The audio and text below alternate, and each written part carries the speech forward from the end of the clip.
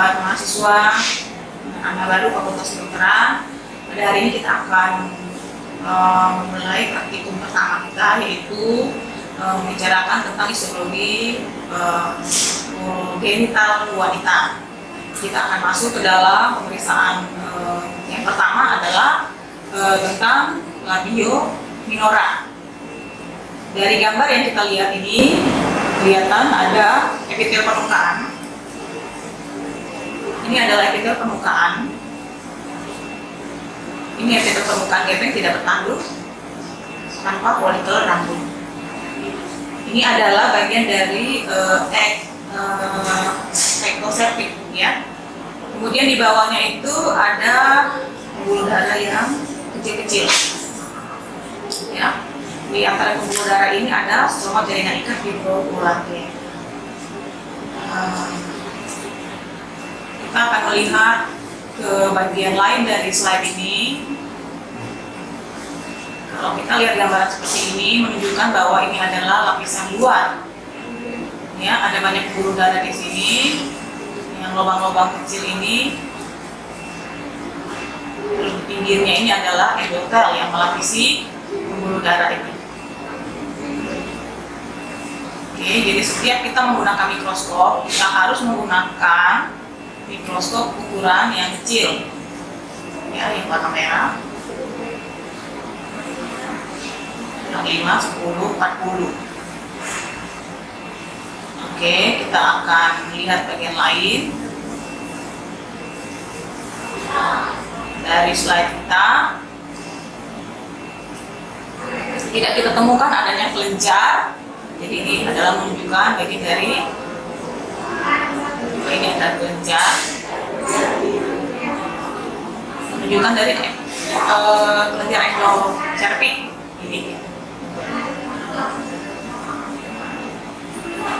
Kemudian kita lihat bagian lain di bawah. Ini bagian yang sama dari labia minora. Kelenjarnya sedikit sekali. Oke, untuk slide pertama ini, kadang-kadang kita kalau menggerakkan slide kita akan kabur, jadi kita pakai mikrometernya untuk bisa memperjelas. Ini kita lihat lagi, semua masih bagian yang sama, ada jaringan ikat fibrocollagen, pembuluh darah, ya, ini otot sama, ya. Oke, ini adalah slide pertama. Masuk ke ovarium. Ovarium pada wanita dewasa itu memiliki sel telur atau disebut dengan oosit primer. Kemudian dari histologinya, untuk memastikan bahwa itu adalah ovarium, kita harus melihat ditemukannya adalah corpus luteum dan corpus albicans. Ini adalah gambar corpus luteum. Kemudian corpus albicans itu gambarannya seperti parut jaringan ikat yang terbentuk di corpus luteum setelah terjadi involusi. Di sekitarnya didapati jaringan kolagen. Kemudian setelah ovarium kita akan melihat adanya tuba uterina atau yang disebut juga dengan tuba Fallopi. Kalau kita lihat tuba uterina ini dibagi 3, ya. Ada di bagian ismusnya itu ada tunika mucosa, kemudian tunika muscularis dan tunika serosa. Jadi tunika mucosa itu dilapisi oleh epitel silindris bertingkat bersilia, kemudian dilanjutkan oleh lamina propria yang banyak mengandung pembuluh darah. Kemudian tunika muscularis itu adalah otot-ototnya, dan paling pinggir adalah tunika serosa, dia mengandung mesotel.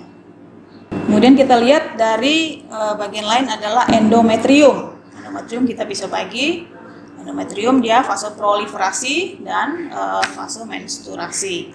Fase proliferasi dia memiliki kelenjar yang banyak, yang proliferatif.